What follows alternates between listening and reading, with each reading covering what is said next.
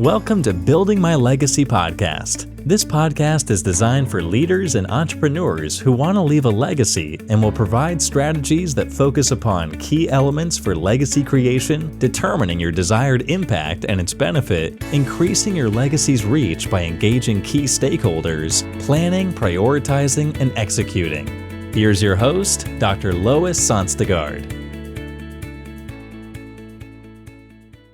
Welcome, everybody, to today's Building My Legacy podcast. I have with me today Tim Lupinacci. I'm sorry, I scrambled name a little bit.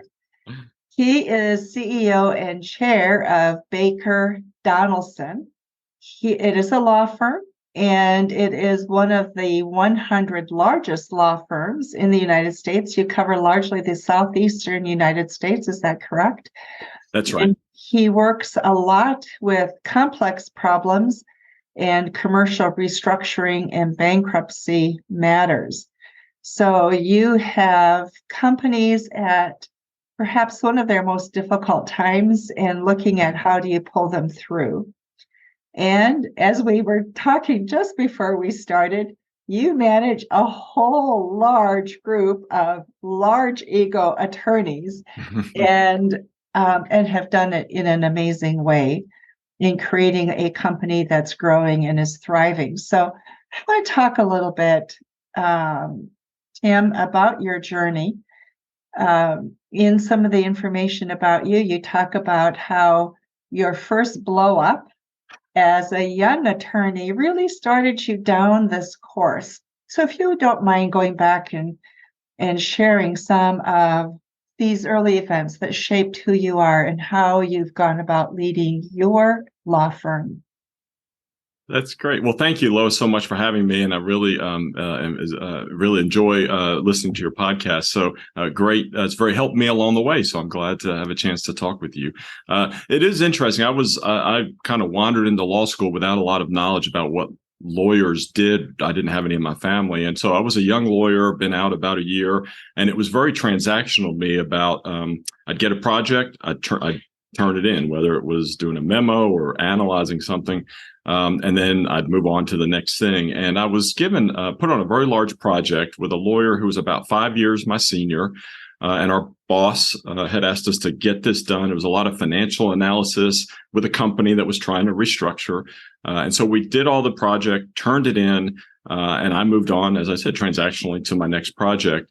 Well, that afternoon, we both got paged into his office, and he was a little bit of a gruff boss. And he was on the phone with about a dozen lawyers from around the country, and he just lit into us that we had missed one bucket of financial information that needed to be a part of the whole analysis. And he told the other lawyers, he was yelling at us and said, "These idiots are going to stay up all night to get this right." And so I'm thinking, am I going to lose my first job? What have I gotten myself into? And then my next reaction was sort of the defensiveness as well. I'm the first year lawyer. I was working with somebody who's older. It's his fault, right? I mean, why didn't he catch it? So we got it all fixed. We got it done. And then I drew this was all in preparation for a court hearing the next day. I drew the short straw that I was driving our boss to the hearing in about an hour and a half south of Birmingham. So we are in the car, and I'm thinking this is not going to go well. And interestingly enough, he apologized for getting angry at us in front of others. He said, "I should not have done that." And he said, "The reason I was so angry, Tim, and particularly with you, is that I see something in you that you really have a future in what we're doing, and you're really a leader." Well, I'd never thought of myself as a leader. And as I said, I was kind of relying, I'm getting this done for the guy that's in the between us on age and experience. And it just lit this spark that if I really am a leader, it's the first time I remember someone saying they saw that in me. I needed to learn what it meant and how to get better. So that kind of set me on the course of really being a student of leadership and trying to figure out how I could get better. You know what's interesting about your boss and his gruffness and his approach is when you read all of leadership literature, indeed, his approach was not appropriate. But then you look at like a General Patton. He was gruff. He was hard on people, and yet people chose to work with him. When they signed up for him. And you go, why? Because he cared about them. He made sure they knew that he would demand more of them than most, but he would watch their back and he would protect them and their future. And so there was that sense of, I don't care how you treat me, because in the end, you really do care. Yes, I completely agree. And the rest of the story with this individual was that I think we learned from each other, because over time, I think he certainly, as you said, he became one of the most fiercest, loyal fans and protectors of me as I was figuring out how to move and grow in a law firm and with clients and introducing me. He really had my back, which I didn't realize at the time. And then he did soften around the edges over time. I think he learned some of my approaches completely opposite of some of that. And then ultimately I was asked by his family when he passed away to speak at his funeral. So it really came full circle of someone that I was very scared of as a young lawyer. And at that point, I'd not made the choice to work with him. That's where I got assigned, but became somebody that I think we both had pretty significant influence on each other's lives. So. Isn't that the truth? It's the people who are hardest on us who sometimes become our biggest advocates. Right. Tell me, you have learned to manage one of the most difficult things. And as I work with business leaders, I am struck often by the difficulty with which they have to navigate in large corporations' egos and work around them in an effective way. You have figured out how to do that. What have been some of your secrets to working with egos? No, that's a good question, and it's something that I think we all have to work at every day, because I think it's a very individualized approach. I really spend a lot of time trying to understand the individual, what is their driving passion, ambition, purpose. And again, people with egos, and really everyone, likes to talk about themselves, right? So I really try to get to know individuals. I like to do what I call dinner table diplomacy. Like I've read about, Churchill used to do that. You get people around a dinner table, world leaders who all have I'm sure, big egos, but also had intense things they were trying to accomplish or protect. But when you kind of let your hair down a little bit, so to speak, when you're around a dinner table. So I try to get to really build personal relationships with individuals, particularly our highest performers, understanding what drives them. Some of it is about recognition. Some of it is about compensation. Some of it is about just being listened to. And so I feel like, and building trust, that they can trust me with their confidence.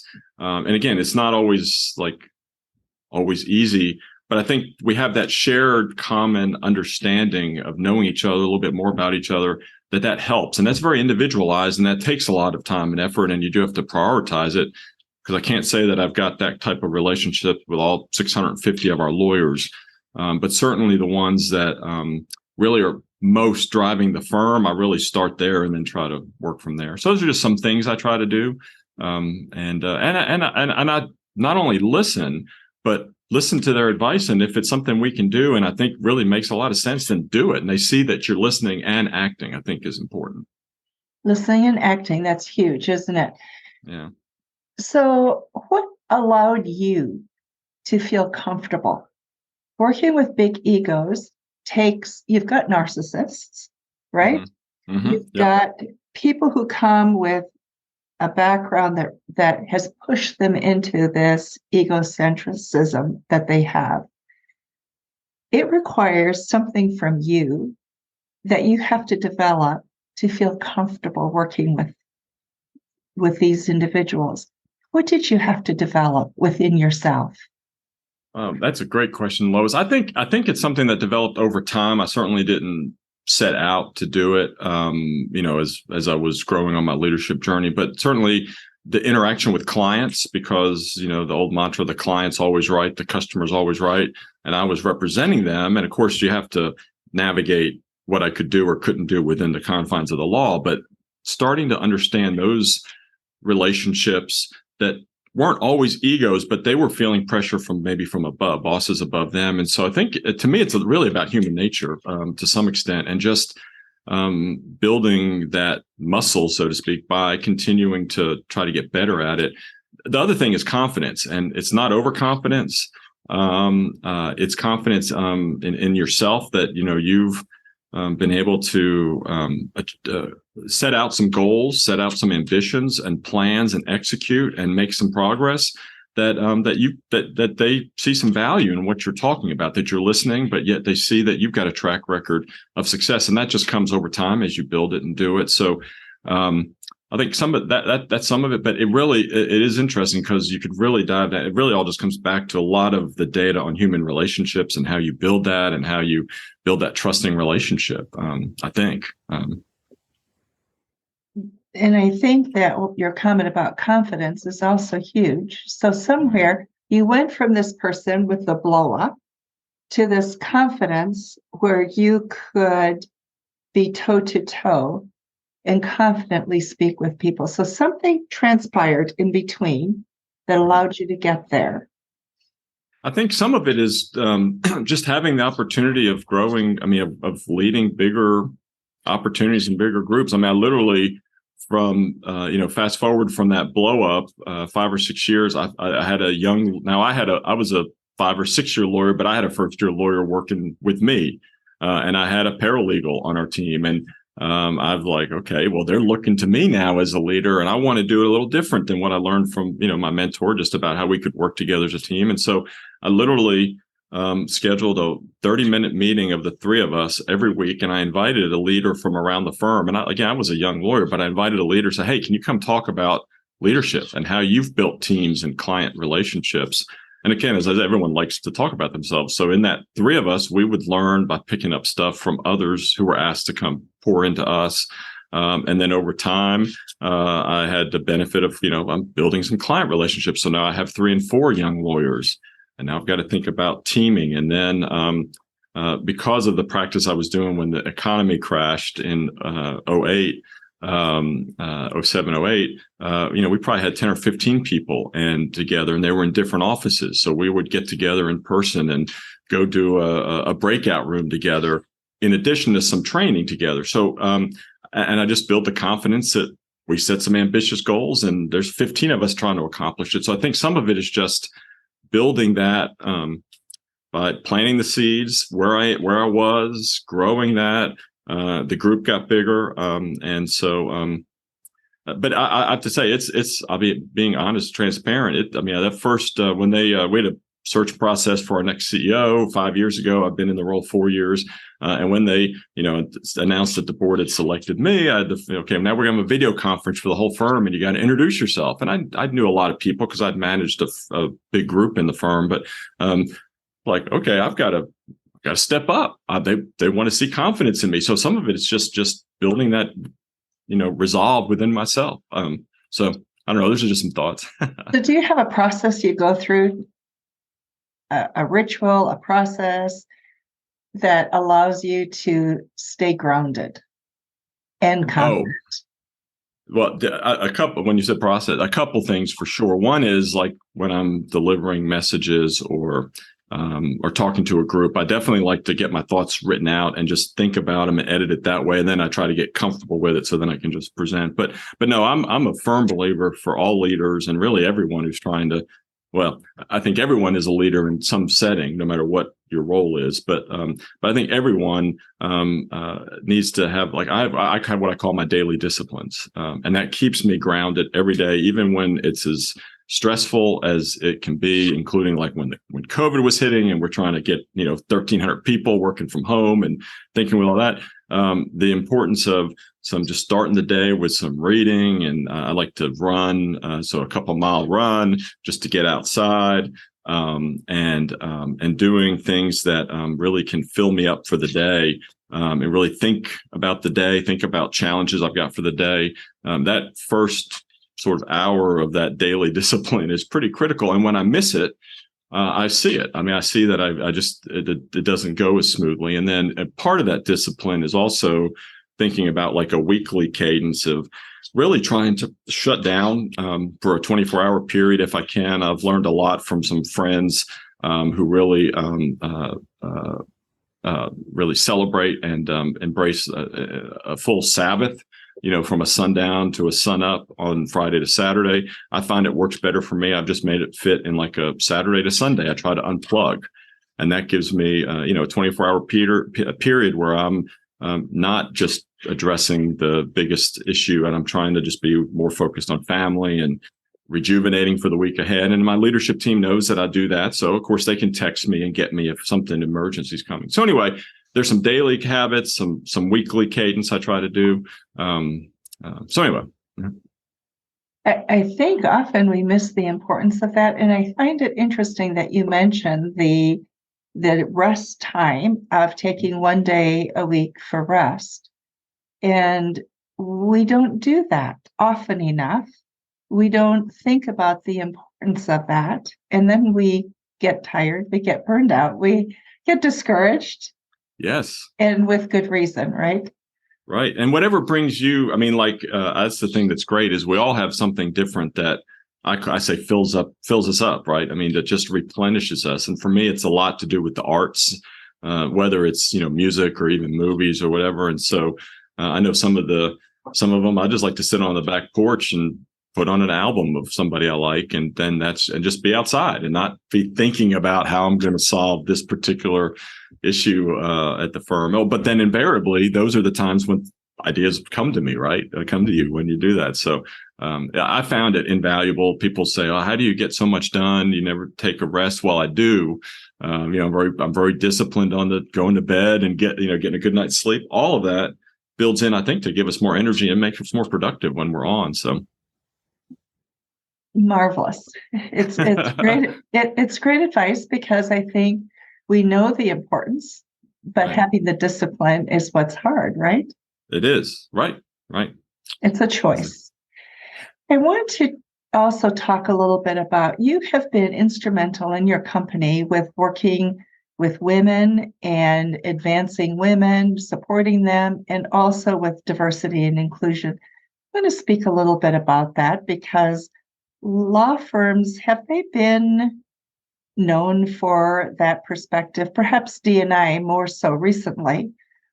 But I think from what I know from many women who've gone into law practice, they often struggle and decide to leave because they don't like the kind of person they're required to become. Right.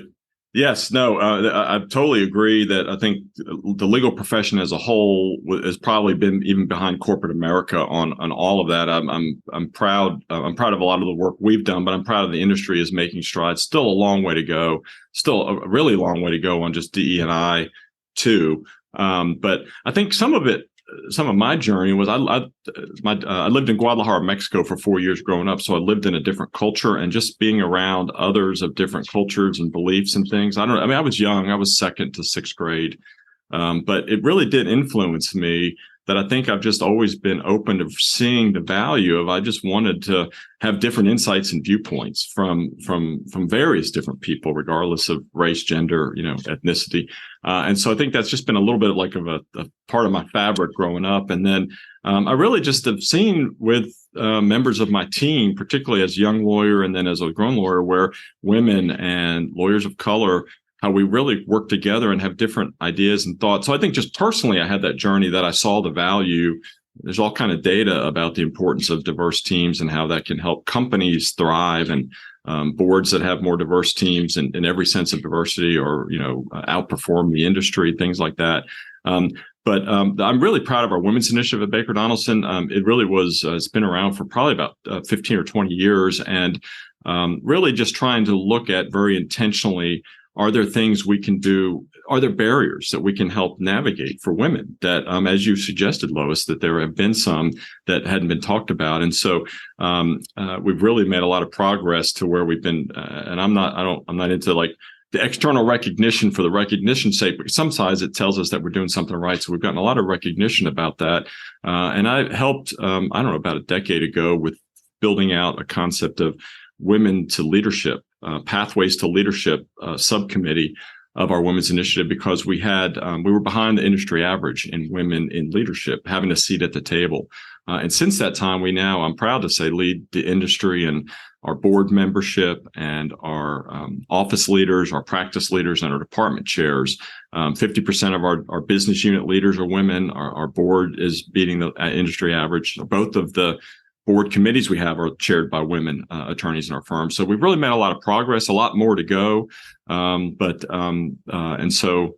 It's just something, and a good example of what our women's initiative really thinks about. During COVID, we're all impacted, right? We're all having struggles. But with children being home from school, it did have an increasing burden on women generally, not always, of course.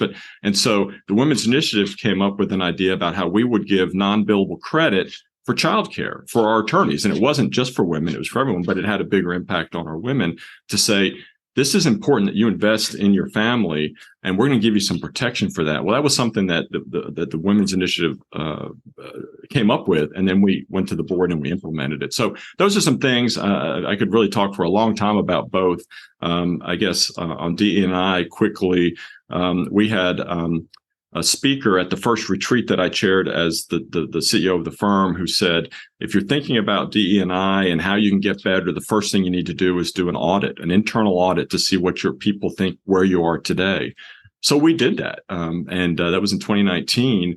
And that led to the audit told us 3 or 4 areas that we needed to get better at, including creating pathways to becoming shareholders, advancement opportunities, sponsorship, not just mentorship, but real sponsorship relationships, and a couple others. And so I created a diversity and inclusion compact, which I like the idea of a compact because it means we're both committing to something. We're both, the firm and the individuals, we're going to work together to accomplish this. And so we've got a goal to become an industry leading firm in all the metrics that they look at by 2025, and we're making progress. So I think it's about being intentional, it's about planning, and it's about accountability. Would you speak a little bit to what you just said about sponsorship and mentorship? What's the difference in your perspective? And how does that translate? Yeah, to me, sponsorship, I guess a little bit, although he would never have called it, was my mentor, my boss that I first talked about, that he invested in me. He understood me, what I wanted to accomplish. He introduced me to clients. He introduced me to important colleagues at the firm with a positive comment about me and my trajectory. Where mentorship is good, mentorship's important, and it's an important role. Where mentorship would be, here's how to navigate this within the firm, or here's how to do this in the company. Let's think about your business plan. All that's important, but the sponsorship is opening up doors that you as a younger person, a lawyer of color, a woman, may not get as much access to, and understanding that person. And so I've really tried to be intentional about that with individuals on my team, by introducing them to clients and telling the client, this has to be true, has to be absolutely true, but I've invested the time to know this.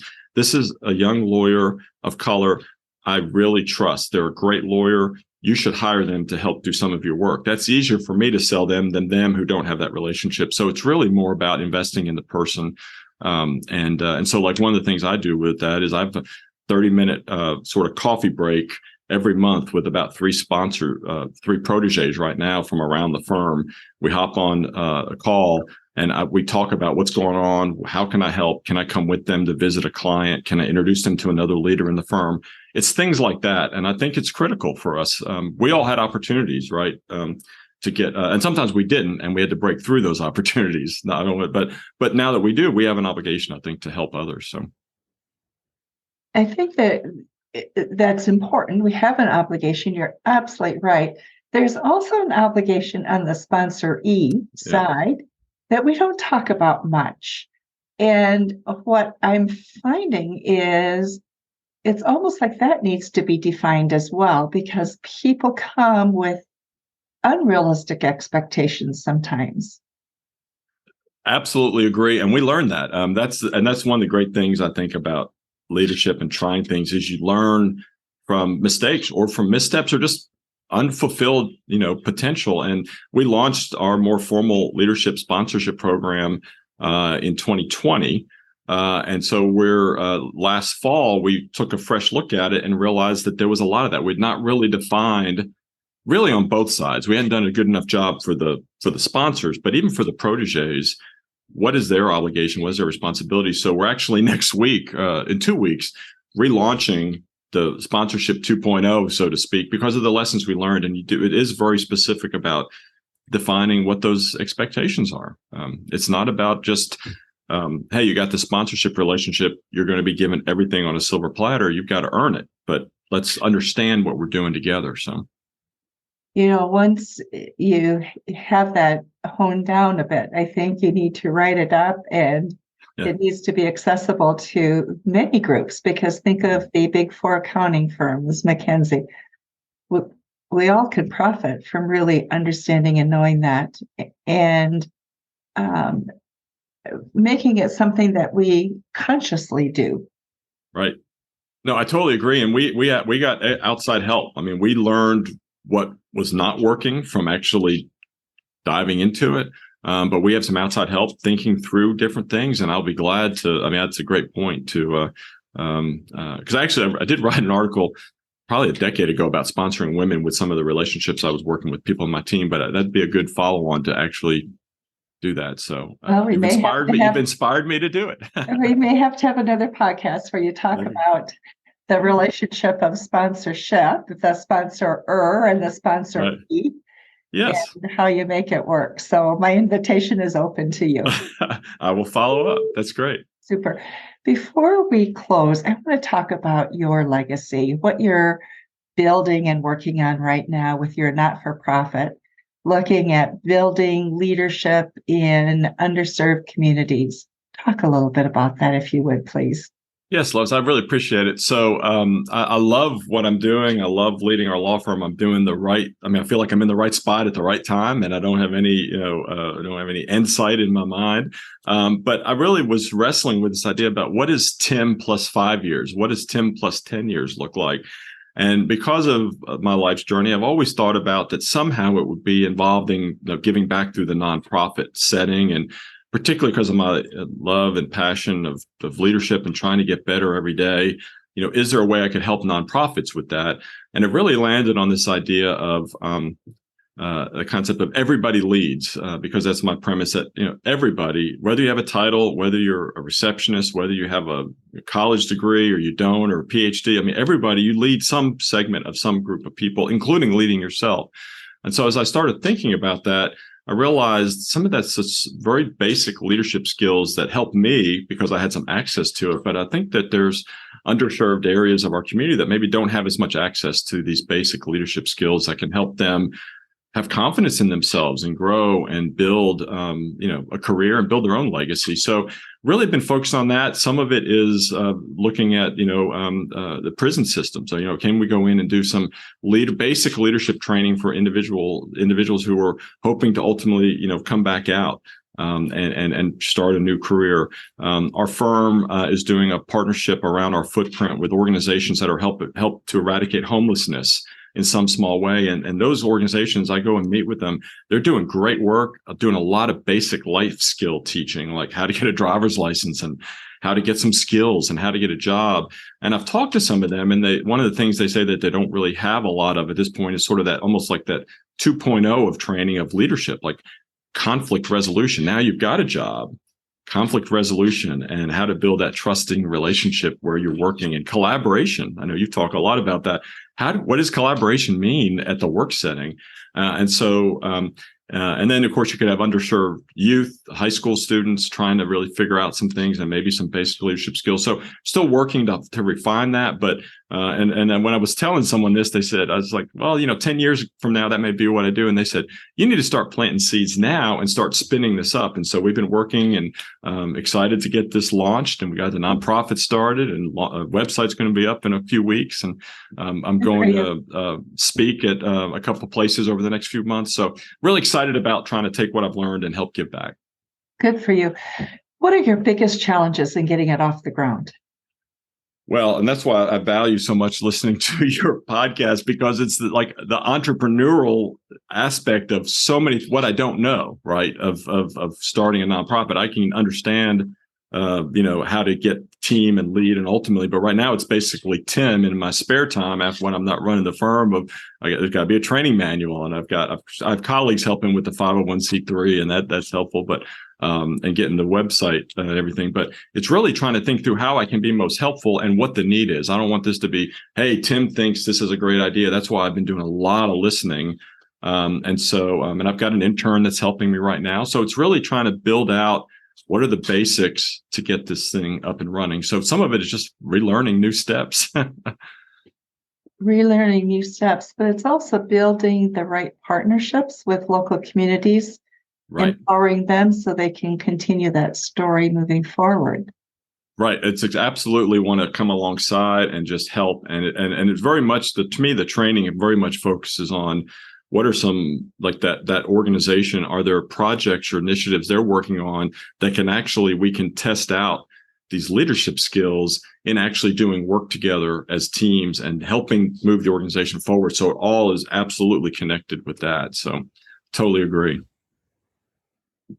Tim, our time is almost up. What have we missed? What have we left out? What is incomplete? Well, no, I think we've talked about a lot. One thing, when we talked about confidence, I thought about, I've got a little acronym that I think about, to help, whenever anything's getting challenging, because I know you, talked about sometimes it can be difficult with egos and it really is around this idea of courage, because I think leaders have to be courageous. And so my acronym is confidence, which we talked about, but being out front, that's something that I've had to really step up. Sometimes I just want to, go to myself and get some downtime. And you need that, as we talked about, but I've got to be out front as the leader. I've got to be unshakable. When COVID hit and nobody knew what was going on, I have to have the confidence in our people, which I did, and lead that. You have to be resilient, as we've talked about. Make mistakes happen. I make mistakes. I've got to apologize and own that. I got to be adaptable. This world's moving so fast, and I got to listen and understand that maybe I need to adapt. Certainly, a growth mindset is the G, and then being an encourager. I really try to work hard every day to try to encourage others, because that just helps along the way. So I think I want to affirm all the leaders on your listening to your podcast is that, you're heroes. You're at the front line, and be courageous, even if you don't feel like it. Be courageous. And I think when you talk about your underserved areas, your areas that are suffering from poverty, some of the social issues that we hear about on the news, we see all around us, really, right? Yeah, right. It is people who are turning to the wrong things in order to feel confident, but no one's teaching them how to be confident in a healthy way, how to inspire change, right? Right. So you do what is around you, what you see others doing, what you see others getting by with, and then you don't move forward. That is so wise. I hadn't connected that, but you're right. Well, certainly it's the choices, but connecting that they're trying to find confidence in the wrong things. And we can all fall traps to that, right? But that's really wise, Lois. Yeah. Anything else that we have missed that we should be talking about? No. Thank you very much for the time. I really, really enjoyed this. Well, my invitation remains open. When you're ready to talk about sponsorship, you're welcome to come back. I think it's an important issue. And right. I do think it's a two-way street. And too often when we talk about leadership, we talk about it as a one-way street. Right. The leader being a leader, but we don't talk about what are the roles of the people that are following, that are being led, that are part of a team. And the leader can only be as effective as the people that they're working with. Totally agree. And I will take you up on that. I can't wait to have the good success story about what we learned from mistakes and now we're doing it better so I can help others avoid the mistakes. Okay, I don't need just the successes. Sometimes we learn the most from also our mistakes. So that's right. Both are useful. Tim, thank you so much for being with us today on Building My Legacy podcast. And for those of you who are listening to Building My Legacy podcast, thank you for being with us. Remember to look at our show notes. Information about Tim and his law firm will be in the show notes. So there will be a way for you to contact him. We encourage you to do that. there are many, many things that are being worked on, and none of us can do it alone. So I encourage you to reach out to Tim and to garner the wisdom that he has to share. And remember to visit our websites as well at buildtomorrow with the number 2.com and startwithcollaboration.com. So again, Tim, thank you so much. Well, thank you very much. Have a great day. Thank you. You've been listening to Building My Legacy podcast with Dr. Lois Sonstegard. To book your appointment with Dr. Sonstegard, visit www.buildtomorrow.com.